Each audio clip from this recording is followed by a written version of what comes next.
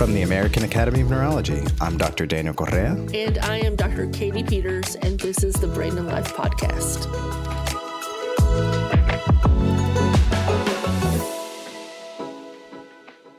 Well, hello, Brain and Life listeners. Welcome to the podcast again, and good afternoon, Daniel. So did you get to check out that recent solar eclipse? I saved my eyes. I got the glasses. We took a quick break in our office. I got to join some of the students at our medical school outdoors. It was beautiful weather in New York.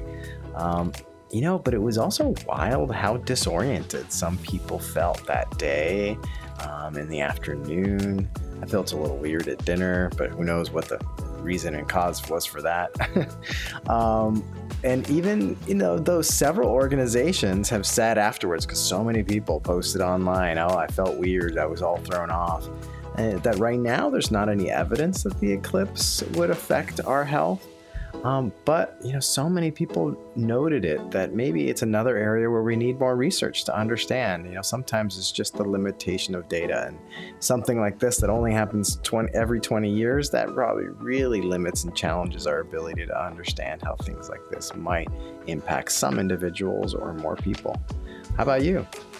Well, I think you're hit the nail on the head. Maybe we should chat about this in our Brain Wonders. Like, how does, I guess the cosmos affect our brains? I'd love to tap into that. But I felt very prepared for this eclipse. I had my special solar eclipse glasses. I got some extra for family and friends, and we all got to see the eclipse together. It does make you think about your place in the cosmos and how time passes. And it makes you think about really living each day and how fleeting time is, and how, the movement of the planets and the movement of the moon, what really is happening is the time is passing on. I got quite a perspective on time, on how to live every day to the fullest potential when I talked with our next guest, Brooke Eby. She's a social media star that has been sharing her life about being diagnosed with amyotrophic lateral sclerosis, also known as ALS or Lou Gehrig's disease.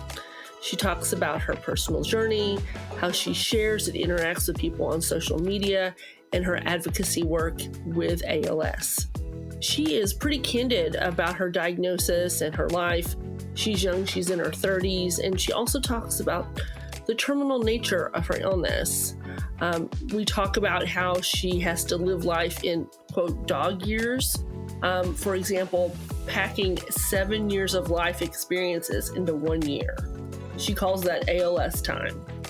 And while that may seem a little sad, she actually gives a very real, hopeful, and inspiring discussion about her life and her diagnosis. And later on, we'll hear from one of my colleagues at Duke, Dr. Richard Bedlack. He's an expert in ALS, and he'll talk about the disease process and what are the advances taking place to treat and manage these patients. Wow. And also, make sure, if you're interested in more information about ALS, go back and check out some of our past episodes that have covered ALS, where we had interviews with musician John Driscoll Hopkins and advocates Lori Carey and Brian Wallach, along with great medical interviews about the condition ALS, researching the area, and living with the condition. You can also find these podcasts and any articles that cover any condition like ALS on the Brain and Life website. At the top of the page, you'll find the Disorders A to Z tab, and there you might be able to click and find a disorder that you're interested in and take a look at all the different articles in our archive, which will include the podcast episodes. I hope you enjoyed this episode. Well, hello, Brain and Life podcast listeners. I would like to welcome Brooke Eby to the podcast. As you know, she is a social media star that has been sharing her life after being diagnosed with ALS. And ALS stands for amyotrophic lateral sclerosis, which we also know as Lou Gehrig's disease. It's a progressive neurodegenerative disease that affects nerve cells in the brain and the spinal cord. And Brooke has been sharing her journey with others, and I would say she's inspiring to others, including my whole research team today. I said I was going to interview her, and they were just so excited because they follow her on social media. And Brooke has been promoting advocacy for all those affected by ALS and also some other conditions such as muscular dystrophy, I believe. So, Brooke, welcome to the Brain and Life podcast. Thank you so much for having me. I'm so excited to be here. So, where are you joining us from today? So usually I'm based out of Maryland, but I am in Florida right now. So I was here actually for the MDA conference. The Muscular Dystrophy Association had their annual scientific conference 2 weeks ago, and they asked me to be the keynote speaker, which was a new gig for me. I've done speaking engagements, but never the word keynote in front of them, which makes it a little more, to me, it felt a little more high pressure, like TED Talky sort of feeling, but it went super well. We were there for a few days and then came back to my parents' place and have just been enjoying. Well, fabulous. That sounds like a lot of fun. And thank you for doing that for that great organization. I'm sure it meant so much to all of the attendees and to also the patients and their loved ones. So tell us about yourself. So tell us about what you're currently doing as far as work and advocacy. I'd love to learn about it. I know you're very active on social media. Yeah, in terms of work, so I was diagnosed with ALS in March of 2022. I was 33 years old. My symptoms started when I was 29 years old. So it took me 4 years to get the diagnosis of ALS, as you know. And probably as your whole research team knows, it's really hard to diagnose, especially in a slow progressor, especially in a young person who you don't expect to have this death sentence of a disease. Once I got diagnosed, I had already been working at Salesforce. I work in tech. I've been there for years and years. Once I got diagnosed, I took a couple months and kept it hidden, I would say. I didn't really know how to share it with people. And I didn't really know what my life was going to look like. I'm like, should I quit my job? Should I move in with my family? Like, what do I do? And I remember my friends being like, maybe just operate as normal until you feel a need to not. Like, don't, jump the gun with this disease. So I've continued working, and it's honestly like a really nice dose of normalcy for me to wake up and have minion tasks to do every day for my job.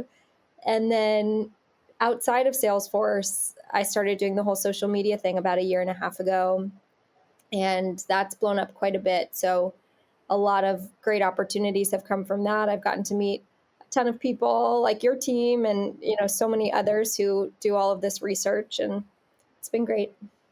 And, again, you're very active on social media. What do you like best about sharing your experiences in life on social media? It's funny. When I first started sharing, I was like, my North Star is giving a face to ALS. Like, that was always a thing. I'm like, I'm going to drive awareness for this disease. I'm going to help people living with the disease. And then slowly but surely, I remember one of my friends being like, doesn't it help you too? And I was like, oh, yeah. Why have I never even thought about it like that? I think before being on socials and all of that, I was a lot more uncomfortable sharing my story, mostly because in those one-on-one conversations, when you have to tell people about your diagnosis, it's horrible. You're like, here, carry this heavy weight for a second and see how it feels. Like, I just felt like I was ruining people's days left and right when I was telling them, and they never knew how to react. So usually people would cry and then I would cry, and it was just bad. So once I started sharing on social media, I was able to really share it in the way that I viewed it, which was not all depression and isolation and all these bad things that people assume. I was able to share it with the humor that I've approached it with. And I think since then it's allowed me to be more comfortable talking about it. Now I'm nearly desensitized to it at this point. I could talk about it all day. Well, I like that because, you're essentially getting that reciprocal relationship with your followers. It's truly the meaning of social, right? Yeah, of developing a community. It's like what social media is intended for. It's probably not how it's largely used, but my mom's always like, was anyone mean to you in the comments today? And I'm like, no, if you have lost faith in the internet, like, go to my comment section. Everyone's just there to learn and be supportive and cheer me on and make jokes. And it's been amazing. Don't lose faith. I know. Listen to Brooke. So, can you share with our listeners, because we have a great audience, sort of like the specifics of how you were initially diagnosed with Mm. ALS? I know that you had some weakness. Can you sort of delve into that a little bit more? Yeah, for sure. So it was 2018 when honestly it felt like overnight. I just started feeling like as I was walking, I couldn't quite push off of my left foot. I don't think I was even able to isolate that at the time. I was just like, I think I'm walking slower. Something feels weird. And I had just moved back to New York City with my job, and that's not a place to walk slowly. Like people will tell you, or physically tell you, like one way or another, you find out. And so I was walking with a colleague to a conference, and she was like, I could just tell she was slowing down for me. And I'm like, what's going on here? I thought maybe I was just sore from a workout or something. I was relatively healthy, like at a very first normal 29 years of life. And it just felt like one day my foot stopped cooperating. So I kind of ignored it for a little bit until more and more people started pointing it out. And then I think I went to physical therapy for a bit. It didn't get better. And so at that point, once enough people said, you're definitely limping, I went to my sister and her husband, who are both PM&R doctors. And they said, they had me walk on my heels, which I didn't know this was like a diagnostic test at all, but they were like, just walk towards me on your heel. So I was able to walk forward, and my right heel stayed up as I was walking on my heels, but my left heel, my whole left foot would just slam into the ground. I couldn't keep it up. I couldn't keep my toes raised. And so they knew that was foot drop. But again, we were all largely in denial, but also just, assuming it was something basic, because why wouldn't it be? Like, why? It probably was a pinched nerve in my back, something or other. But I got all of those tests that would have ruled out anything simple and then some. And so it ended up being 4 years of running tests and every kind of test you could imagine, lots of different types of doctors. I think I heard ALS for the first time, and when I say I heard it, that doesn't mean it wasn't said before, but that's the first time I heard it was 2 years in 2020, when I got an EMG, and they're like, you definitely have a denervation in your left foot, but it's nowhere else in your body. So it's not enough for us to give a diagnosis at this point, but it's something we want to watch out for and see how it progresses. And I panicked, but they gave me this ALS genetic test, and it came back clear. So my family and I thought we were safe. We're like, oh, great, I don't have it. Now come to find out 90% of cases do not have a genetic marker on that test. So it wasn't a conclusive test. It was just something helpful for the doctor. I just misread or wasn't told what it was. So really, we kind of just put ALS out of our minds until beginning of 2022, when I started losing my balance a little bit more. I just could tell it wasn't getting any better. I wasn't sure it was getting worse, but it certainly wasn't getting better. So went back to the neurologist. They ran the EMG, which, if people don't know, that test stinks. I think I've had 10 of them. Yeah. They stick needles in your muscles and then have you flex those muscles, and it like cramps them. But that way they can tell if your brain is communicating properly to the muscles, from what I understand. In the most layman's terms, you're probably like, this girl has no idea what the actual details of that test are. But to me, it was like, do I have it or not?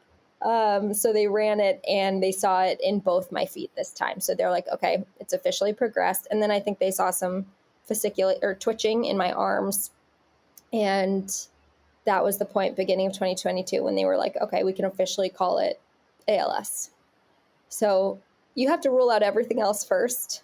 And then on top of that, like I said, because I was in my late 20s, early 30s at the time, I don't think anyone's first assumption was like, let's think about this disease that we typically associate with older males. So yeah, that's my 4-year journey. Oh my gosh, that had to be just the one thing I can think of about giving somebody a diagnosis of ALS or receiving it is, there has to be a lot of fear associated with that, because you have seen pictures of people, having degeneration, but, you're still, doing well, and you're on social media. How did you sort of deal with sort of the emotional side of the diagnosis and the unknown? Yeah, I think it's funny, those 4 years, like I kind of wish I was a journaler. I've always said that, but I never start writing in a journal. It's just not something I've ever done. But I do wish I could put myself back in those 4 years, because I think a lot of the time I was just truly avoiding it. I don't think I was thinking about it. I just put it out of my head and tried living my normal life. After getting diagnosed, I took a couple months to be in shock. I don't think I processed anything. Like, I still remember the drive home from that appointment when they said, like, we don't like what we're seeing type of news. And I just got in bed. I had a couple friends check in on me, and I was like, don't even, like, they were like, we're going to come visit. I'm like, don't, because I just feel so weird right now. I don't even think I could communicate to someone. So I spent a couple months in bed mostly. Like, I would Google ALS, I would close out the window, I would repeat. Like, it was just sort of panic and shock. But then I went to a friend's wedding, and your research team probably could recite this story as well as I did, because I tell it all the time. But 2 months into my diagnosis, I was a bridesmaid at one of my college friends' weddings. And I show up in a dress that's already a little tight because I had mostly just been lying in bed and eating M&Ms for the prior 2 months. And I was using a walker, the exact same walker as the bride's grandma. Like, we had the same tennis balls on the bottom. I was really, really embarrassed. But I mean, in hindsight, it's hilarious. But I was like, I got to get out of here. I cannot do this. And it was all my college friends, a lot of whom didn't know what was going on. So I told my closest friend, I'm like, can we leave? Like, would anyone notice if I just left? I don't think I can do this. It's too embarrassing. And she was like, what if instead of it being embarrassing, we just make it really, really fun, and like just try to make it a really fun night? And like 2 hours later, probably, we had the bride limboing under my walker, and I was like giving walker rides all over the dance floor. And it was the first time where I'm like, okay, people aren't, feeling uncomfortable around me. They're enjoying and laughing. So I was like, maybe I can approach this in a way that's not as nerve wracking. I feel like most people, like, I'm always nervous to ask questions to someone going through something heavy, because I'm like, what if I say the wrong thing? What if I upset them? And so my goal is to like break down that wall, like ask me anything, because otherwise no one's going to talk about it at all, and no one's going to talk about ALS or learn about ALS. So after that wedding, I actually got COVID from it, couple extra gifts from that wedding. But as I had COVID, I just started writing down ideas of like funny things that had happened to me since being diagnosed, and posted my first TikTok and just went from there. Typical millennial coping strategy. I like that coping strategy. What you found was there's a community for you, and they're your friends. It sounds like they really embraced you from day one, as soon as they knew. Yeah, it's been a wild ride. I'm not even sure like at what point it really started feeling like a community. I think in the early days, I was a little more shy about what I was going through online. Like, I was sort of vague about it because I was still a little like gun shy, just sharing with the internet. But now it's like I'm oversharing every minute of every day. And it really does feel like a community.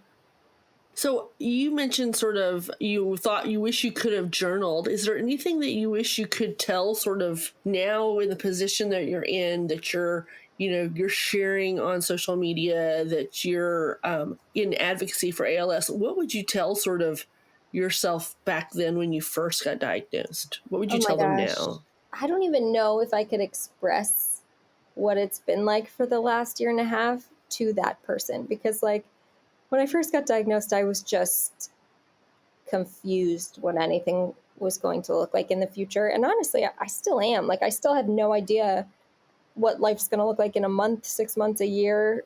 Like, no one knows, but I'm just really aware that I don't know.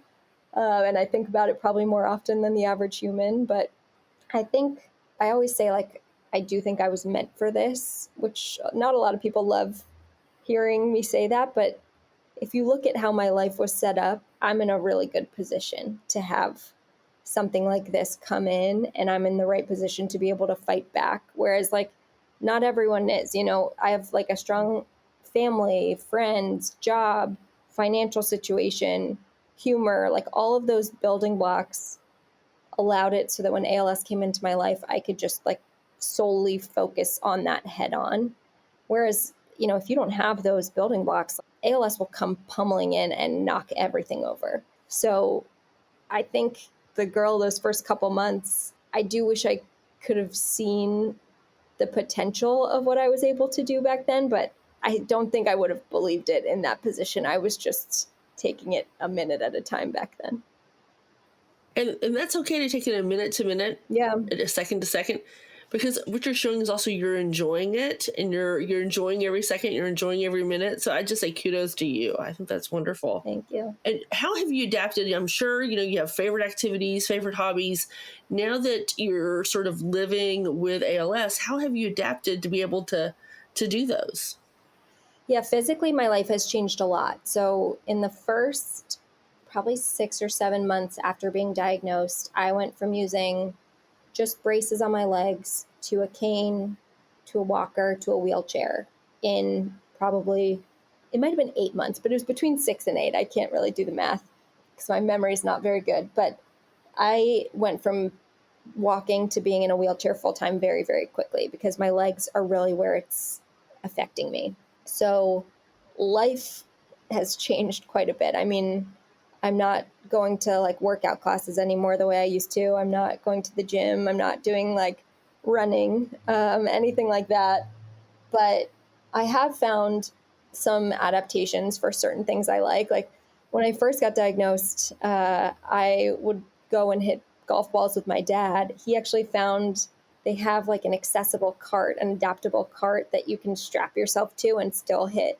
So we did that early days. Now I don't even think I have the core strength to use the cart anymore, but that's an example of, a hobby that can be adapted. But now, honestly, most of my hobbies don't require a ton of physical activity. I've sort of built my life around what I still can do.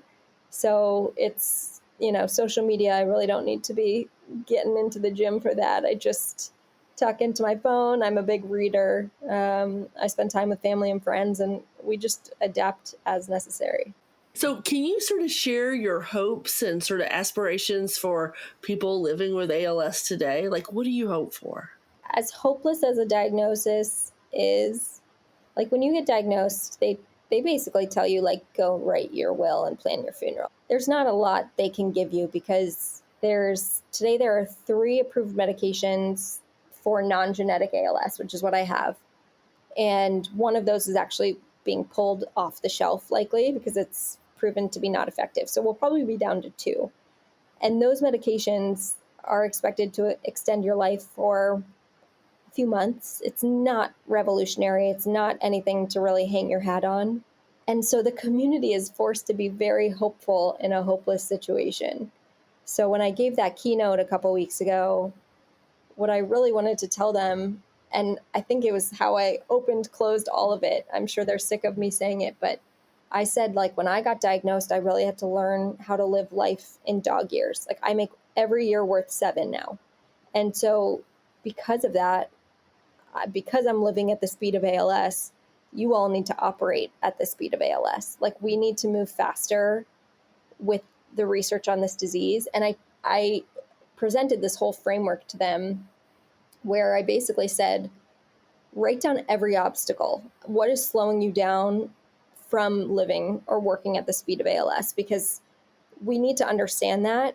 And I don't think people do. If it's just funding, tell us that. Like, we can go advocate for it. We're going to be the biggest advocates because our lives depend on their work. So if it's funding, tell us. If it's something else, how would we know? Like, we don't know the challenges that the science world is going through as it relates to this disease. I think the ideal answer is like, ALS is just a really hard problem to solve.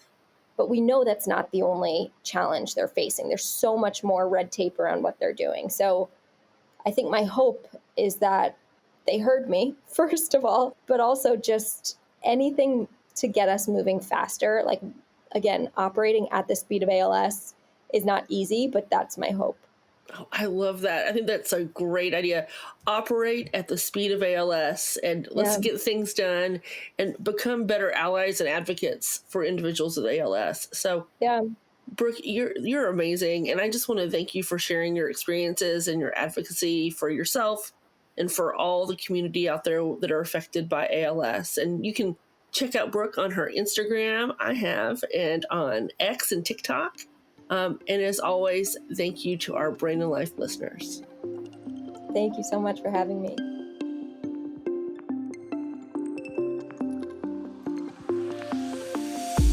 We're excited to start taking your questions and feedback and sharing those responses here with you on the podcast. You can also email or record an audio message and send it to blpodcast@brainandlife.org. And of course, you can also reach the Brain and Life team at Brain and Life Mag. That's MAG.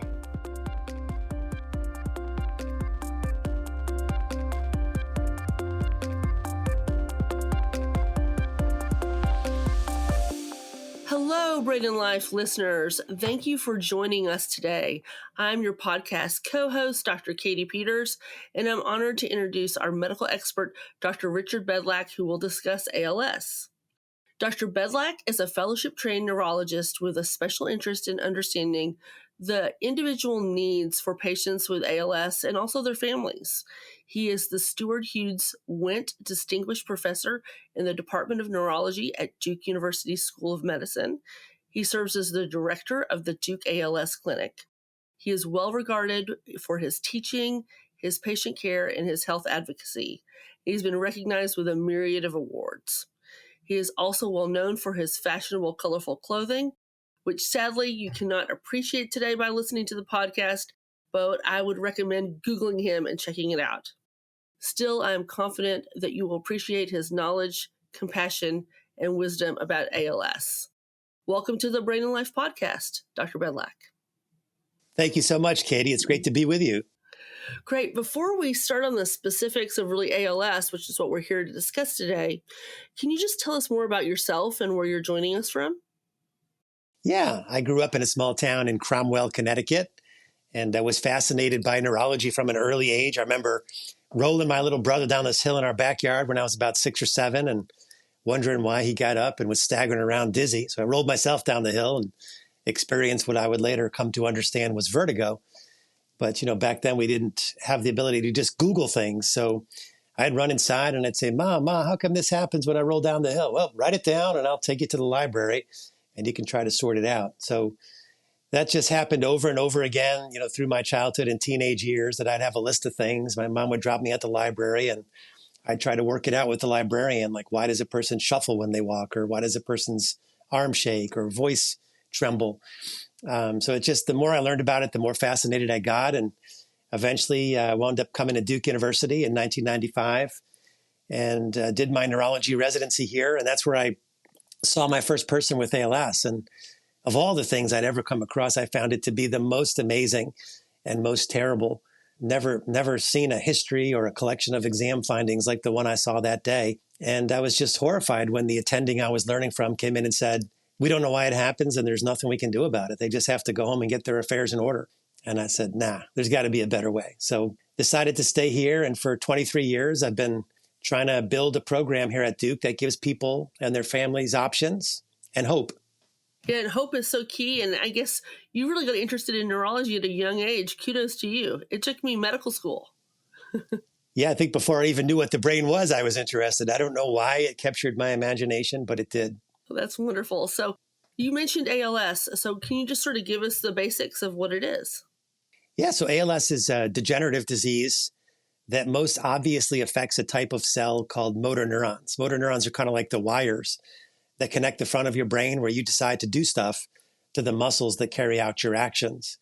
And so as these cells die, people affected by ALS experience difficulty walking. Eventually, they are wheelchair bound. They experience difficulty using their hands to dress themselves, feed themselves, bathe themselves, and toilet. Eventually, they need somebody to do all that stuff for them. They experience the gradual loss of speaking and swallowing and eventually breathing. And typically, all this happens pretty fast over just a few years. So lives are dramatically impacted and shortened by this disease. I really think to appreciate the full horror of what this is, you have to use the words of a person who lived with this. And she told me it's kind of like when you diagnose me, you put me in a box And every day I know it's going to be a little smaller and tighter. It's going to further restrict what I can do. And eventually it's going to get so small and tight that it's going to suffocate me. And I still get the chills thinking about that description. And it's part of why I work so hard to try to find a way to stop this. That would really inspire someone to, want to get that patient out of that box and allow them to thrive and spread their wings. Now, are there certain types of people that are more likely to develop ALS? Yeah, so Katie, if you look at the epidemiology, it's primarily a disease of older folks. Peak age of onset is about 60 years old. It's quite rare in young people. It's primarily a disease of whites, way more commonly than any other race. And males are affected about 1.5 times as often as females. But the thing that's important for people to remember is that there really isn't anyone who's spared from getting this. Like my youngest patient was 15 and my oldest was 90. And certainly I've seen just about every race come to my clinic with this disease. So even though it's more common in some demographics, nobody's spared. Well, one of the questions that I get, because I treat patients with brain tumors, are like, well, why did this happen to me? Like, what are the risk factors? Like, what caused this bad disease to occur to me? Are there specific things that we know about, like risk factors for ALS? Yeah, so we divide the origins of ALS into 2 categories. One we really understand quite well, that's genetic ALS. So having a family member with ALS puts you at an increased risk. Having certain genetic mutations puts you at a markedly increased risk. About 12% of everybody that we find with this disease has what appears to be a gene, a genetic mutation that caused the disease. The rest don't have those genetic mutations. We think there are things in the environment they get exposed to. And we know that ALS is more common in certain occupations, like military veterans are 2 to 3 times more likely to get ALS. Extreme athletes, like professional athletes, especially in certain sports, contact sports, are more likely to get ALS. Certain behaviors like smoking put you at a bit of an increased risk for getting ALS. And then ALS is more common in certain parts of the world too. And interestingly, in those areas where there seems to be a lot of ALS, there also seems to be a lot of algae. And so there's a theory now that an algae toxin, specifically one called beta-methylaminoalanine, might cause some cases of ALS. Well, that's fascinating about the algae and sort of the different forms, whether it's genetic or if there's something happening in our environment. Have people even posited about climate change? If there is this sort of algae toxin, could ALS increase or decrease? Yeah, so believe it or not, the prevalence of ALS is expected to increase by about 70% in the next 20 years worldwide. Now, the main reason for that is the shift in the population toward an older population. Like across the world, we're just getting older. But I mean, I think there are other possible explanations too. And certainly when you think about climate change, algae thrive in warmer water. So as the lakes, and the streams and the oceans heat up, we're probably going to see more algae blooms. And if that really is one of the reasons why people get ALS, that's probably going to increase the numbers too. I think this is going to be a fascinating area of research. And before we sort of talk about research, can you give us sort of the breakdown of sort of what are those specific neurologic symptoms that you would see maybe on exam, certain signs as a neurologist that you would see? Yeah, so the things that people with ALS have, painless weakness is the main one, and it's progressive. So, unlike a pinched nerve that could start suddenly and there's a lot of pain with it, ALS usually starts gradually. So, one day you might notice, hey, I don't seem to have the same spring in my right leg as I used to have. But unlike, a condition like a stroke, this actually keeps getting worse. And so it becomes more obvious over time that you have foot drop and then that you're having trouble standing on that leg. And that progressive weakness is accompanied by muscle atrophy, muscle twitching, muscle cramping, sometimes by other neurologic symptoms. Like there's a symptom complex called pseudobulbar affect, where people lose their ability to regulate their laughing and crying. And about half of everybody with ALS has cognitive and or behavioral changes. About 10% actually have frank frontal temporal dementia. So I interviewed Brooke Eby. She's a social media influencer. She's an ALS advocate. She has ALS herself. She was actually diagnosed. She's one of those young patients. She was diagnosed in her 30s, and she's had ALS for a few years. She also is a fan of yours. So just to shout out to Brooke, she was a great interview. But why does the course of ALS differ from patient to patient? Yeah. So, Katie, first, let me say I'm a huge fan of Brooks as well. There's hardly been a day when she hasn't put a smile on my face since she got the disease. I mean, I try to always listen to her speak. I recently listened to her speak at the MDA conference, and it was amazing. So what you just pointed out is really sort of, if I had to pick my niche in ALS research, it's trying to understand why some people can do so well with this disease for so long and others can't. Like, I would say the fastest progression I've seen is a person who got ALS and lived only about 6 months with it. But I mean, I've got people who've been with me for the whole 20 years that I've been running the Duke ALS program. Stephen Hawking had the disease for 50 years. So that's what I call variability between patients. And I would say it's probably more than one thing that explains that. Certainly, I think, there are people who do better because of their genetics. There are people who do better because they don't have as many other medical conditions. There are people who do better because they comply with all the evidence-based therapies. But even beyond that, there's got to be something else. Like, why did Stephen Hawking survive for 50 years with ALS? And, my research here suggests that there could be something in the gut microbiome that's different about slow and fast progressors. And I've also seen some people who were progressing at an average to fast rate, and then they stopped. And in a small number of cases, they actually recovered from the disease. So there's about 60 people that I've found over the last 60 years, some in the literature, some in my own practice, who appear to have had ALS progress to where they were disabled and then recovered from it.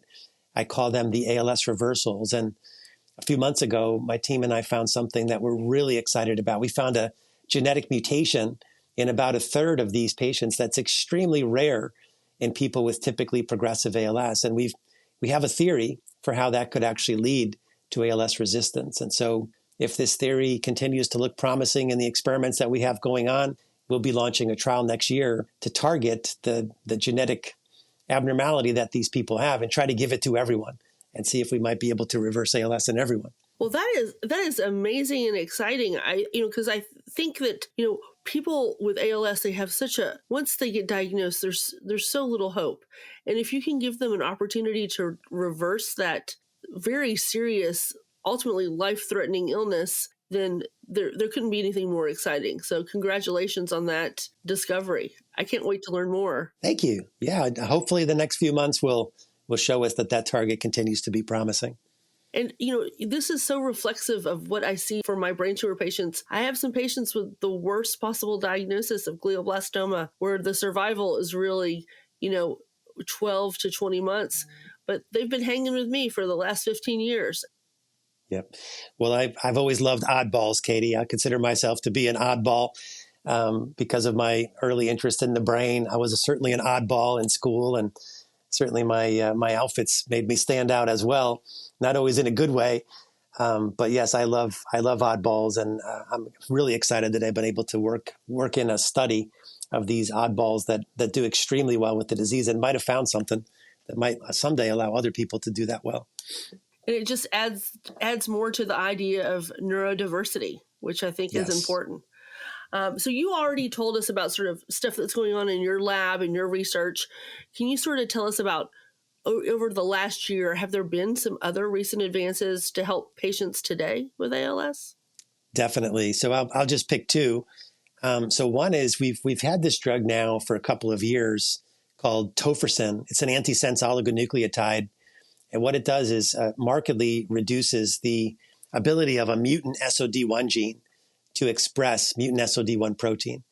So this genetic form of ALS, we've known about it for decades, and we've had multiple different models. And we're absolutely sure that the way this mutation causes disease is through a toxic gain of function.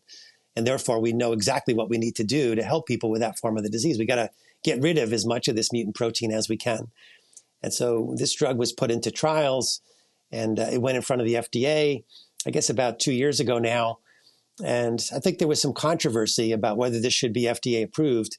And the reason is it's hard to find people with this form of the ALS. And so you had to do a pretty small study, and you couldn't be very selective as far as picking patients that you thought might be able to show you a response on the clumsy outcome measures that we use in ALS trials, like the ALS FRSR. You couldn't be so selective because it'd be impossible to fill up the trial. And so mostly what they showed was the ability to knock down mutant SOD1 protein and a pretty significant reduction in a biomarker that we think comes from injured neurons called neurofilament light chain. And we were so confident that those two things would lead to a later clinical benefit that we were able to get the FDA to do an accelerated approval. It was the first drug in ALS to ever get an accelerated approval. So what's new over the past year is that we've now seen the data on people that have been on this drug for a while, and it's extraordinary. About half of them have stopped progressing, and about 20% are recovering lost function. Like, the idea that we could do this with ALS was super controversial. Many people didn't believe it. They thought the best we could do is slow it down. But it appears when we hit the right target, we can stop it and in some cases reverse it. The other is that we've learned that there's a certain kind of diet that seems to be associated with the slowest progression. So for years, we've wondered, people always ask, what should I eat? And, if you Google diet and ALS, you come across a lot of sketchy websites that tell you all kinds of things. Cut out all sugars, cut out all gluten, things where there's really not a lot of science. But we finally now know that a diet with a high glycemic index appears to be the one that's associated with the slowest progression. So it's more than just telling people to maintain their weight, which we've been doing for years. Now our dietitian comes in and talks about what's a diet with a high glycemic index looks like. How do you get foods like that into your diet? So I think those are two very interesting. Those are the same questions. I feel like asking about diet and asking about where it comes from. Those are what happens in our clinic. And for so many neurologic disorders, and I'm sure our listeners and their caregivers are definitely, wondering about these things. Now, you mentioned a dietitian, and so I'm going to ask another question. I know that you're the physician for the patients, but it sounds like you probably need a big team, right, to take care of your patients. Can you tell me about sort of what team is needed to take care of a patient with ALS? Yeah, Katie, to build a foundation of great care in this disease, you really do need a village. So this disease can affect so many different parts of the body, so many different parts of someone's life, often so quickly that it's virtually impossible for one clinician to keep up with it. And so this model of ALS care has arisen, which is called multidisciplinary team care. And it's incredibly resource intensive. Like, I have 20 clinicians on my team. We typically see 20 patients in a day. You can imagine that is a huge money loser for the institution, right? So there better be some good evidence that this works. And it turns out there is. So people who come to these kinds of clinics have persistently better quality of life scores throughout their disease, and they live more than a year longer compared to people who don't. So on my team, I've got multiple respiratory therapists, a pulmonologist, I've got a nutritionist. I've got multiple different speech therapists, some focusing on swallowing, some focusing on communication. I've got multiple physical therapists. I've got multiple occupational therapists. I've got a variety of different kinds of nurses that have different expertise. I've got a social worker, and I've got a research coordinator, as well as, of course, myself. I think that's great to provide that so much support to the patient. What do you do also to support the caregivers? Yeah, so this is kind of an evolving area. Typically in North American medicine, the way that we do things, the encounter is scheduled with a patient, and that's the one we're providing medical advice to. But certainly, we do provide a lot of support to caregivers. My social worker, that's what she does most of the day, is fields calls from caregivers who need support, need encouragement. And I would say there's a lot of it out there. And so for caregivers that are listening who maybe haven't connected, don't be afraid to tap into the social worker in your clinic. They know a lot about those resources. And, some of the specific resources that caregivers of mine have found to be most helpful. There's lots of support groups across the country. Some are virtual. There's some new websites that are just incredible. Like I'm a huge fan of this website called Your ALS Guide, and also of a website called Roon, ROON. So these websites have loads of videos. Roon videos have to be really short. That's one of the things. It's sort of almost like the TikTok of ALS care.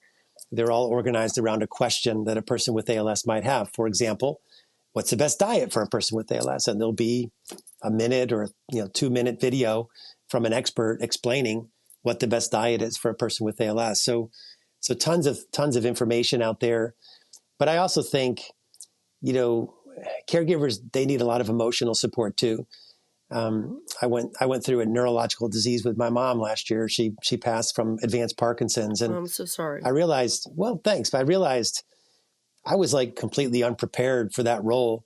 Like even being a physician for 23 years, taking care of this patient population, it's different. Like when you're there at night by yourself and your mom's, having a spell, they just need to hear that they're not alone. I think they're not expected to be experts on day one. It's going to be a learning process. And I think one really important message is that self-care is not selfish. Like, yes, you're going to spend a lot of your time taking care of your loved one with this disease, but you got to take time for yourself too. And I think that makes you a better caregiver. I couldn't agree more. And I'm sorry to hear about your mother and that journey. Well, thanks. Yeah. I mentioned before, you're quite a fashion icon. I know our listeners can't see it today, but again, Google some pics. But can you tell us a little bit more about your fashion and why? So, Katie, from an early age, I just had this epiphany that if I put on something really wild and crazy, it made me feel good. It made me more positive, and it kind of radiated energy too. Like instead of people wanting to pick on me on the bus, they'd look at me and they'd laugh. They say, "Look at this crazy outfit this kid has on," and they couldn't help but smile. And so I've thought a lot about what makes a great ALS doctor. Like, what are some of the things that we can do for these patients until the day comes when there's a cure? And I think, one of them is hope. Across every disease, patients who are more hopeful have a better prognosis. And why is that? It could be that there's some sort of mind-body connection. It could also be someone who's more hopeful is more engaged. They're more likely to do all the evidence-based things that we know help patients with that disease, including ALS. So I've started to think a lot about like, what are some hope promoting and some hope suppressing behaviors that I see? And, from a hope promoting perspective, to me, if I walk in the room with a crazy outfit on like the one I have today, again, it's like the faces of the patient and the caregivers just light up. Very often it starts with, "Can I get a selfie, for my social media with you with this crazy outfit?" And, it gives me a more positive, enthusiastic attitude when I talk to the patient. If I feel good about myself, then I walk in with a different kind of energy. And there's a whole bunch of other things that I've learned, but that's what I call setting the table. Like I think a lot on Monday nights, what am I going to wear tomorrow for clinic? And that's how I set the table for the day. But yeah, this jacket, I told you the story earlier. This mashup of fashion and neurology has taken me to some wild places. One designer invited me to come to Men's Fashion Week and let me walk the runway during his fashion show. Another made ties that the coaches for Duke and UNC wore a few years ago for the Duke UNC game. These are not the type of ties you would typically see basketball coaches wear. I got to meet with Post Malone's tailor during the pandemic and fulfill one of my bucket list items, which was I always wanted to help design my own suit. And so we had a lot of correspondences, a lot of fabric samples, a lot of drawings. But I wanted that suit to be embroidered with lessons I've learned from people with ALS that I don't ever want to forget. And then today's suit, I got to meet a tailor in Nashville last year who's someone I've been reading about since I was a kid. His name is Manuel Cuevas. And he was Johnny Cash's tailor, Elvis Presley's tailor, Elton John's tailor, Lady Gaga's tailor. Just his resume is unbelievable. And he's still working. He's in his 90s. And he was kind enough to meet with me. And first he asked me, "What band are you in?" I said, "Believe it or not, I'm not in a band. I'm actually a neurologist. And I work on this rare disease called ALS." And his face just went white. And he said, "Wow, did you know my wife passed away from that?" I had no idea. And, he told me this was years ago, but he told me it was a tough time. They didn't feel like they got a lot of options or hope. And I told him what I'm trying to do different at Duke and how it starts with what I put on. And that just prompted him to say, I want to make something for you to wear for your patients. And so today's jacket is my favorite color. It's bright purple, and it's embroidered with symbols of patients and families that he read about online that have helped me in my quest to end ALS. So there's race car drivers, and there's gardeners, and there's Tesla engineers, and there's hunters, and there's scholars, and one family that owns a shipyard, all represented on this jacket. And then he embroidered it with some symbols of his family too, to make it our story. So yeah, I always feel 10 feet tall when I wear this one. Well, I will say that you're on fire right now because I see some flames coming out of that jacket. Yep. And I couldn't be more impressed. And I'm so excited that you shared it with us. Brooke Eby, our guest with ALS, she was just amazing. And she described sort of living on ALS time. And the way she stated it to us is she feels like she has to pack 7 years of living into 1 year. She actually called it living in dog years. Do you have any thoughts on this? So sort of like, I guess, some completing thoughts for our listeners today, just sort of about that thought? Yeah, I'll say a couple things. So first, I always hate to hear that any person with this disease was given any kind of expiration date. Like I still hear patients that come to me and they say, yeah, they told me I have ALS and I have 2 to 3 years to live. Well, I don't know how you could ever look at a person and know that they have exactly 2 to 3 years to live. I mean, 10% of people with ALS live 10 years or more, 5% live 20 years or more. So, I mean, I don't think we ever know for sure, but I have heard this expression from some of my patients. I remember one person that was popular on social media that I thought was an amazing advocate. Even before Brooke, she used the term the ALS clock, like it's different than the regular healthy human clock. It moves faster. And, the more I think about this, I just feel like all of us, whether we've been diagnosed with ALS or not, we don't know how long we have. If in your mind you have a list of things that you really want to do while you're on this planet, do them today, because we might not be here tomorrow. So even without a definite expiration date, I just think that's such an important lesson for all of us. We get caught up in our day-to-day activities. I can't tell you how many patients I've diagnosed who said, gosh, we were putting off all these trips until the day that we retired, and now we're 55 and getting close, and we got ALS, and we might not make it to be able to do all that stuff. Just, make your list of things you really want to do and do it. Knock on wood, I've been relatively healthy, but I've been clicking things off my bucket list. You commented on my office. A lot of these pictures behind me are bucket list items that I got to do. And I've only got, I think 5 things left on my bucket list. And, if I'm lucky enough to check those off, well, then I'll make a new bucket list. But I think it's a great mentality to have, seize the day. Nobody's promised tomorrow. If you have a list of things you really want to do, go get them done. Agree. And I will say, I just checked off something. I got to interview you. So thank you very much. Well, thank you, Katie. I want to say thank you to Dr. Bedlack. Thank you for sharing your expertise, your stories, and your hopefulness for all of us that either have ALS, supporters of patients with ALS, or caregivers and researchers. It's been my pleasure to be here, Katie, and I'm so happy that you've got Brooke to be on the show, because she is definitely someone I look up to as a superstar in the ALS community. I completely agree. And thank you to all of our listeners.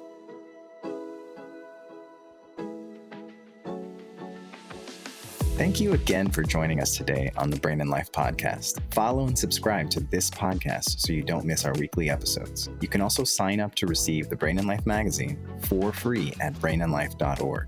Don't forget about Brain and Life en Español. Also, for each episode, you can find out how to connect with our team and our guests, along with great resources in our show notes. We love it when we hear your ideas or questions. You can send these in an email to blpodcast@brainandlife.org and leave us a message at 612-928-6206. You can also find that information in our show notes, and you can follow Katie and me and the Brain and Life magazine on any of your preferred social media channels. We're your hosts, Dr. Daniel Correa, connecting with you from New York City and online at NeuroDr Correa. And Dr. Katie Peters joining you from Durham, North Carolina, and online at Katie Peters, MD, PhD. Most importantly, thank you and all of our community members that trust us with their health and everyone living with neurologic conditions. We hope together we can take steps to better brain health and each thrive with our own abilities every day. Before you start the next episode, we would appreciate if you could give us 5 stars and leave a review. This helps others find the Brain and Life podcast. See you next week.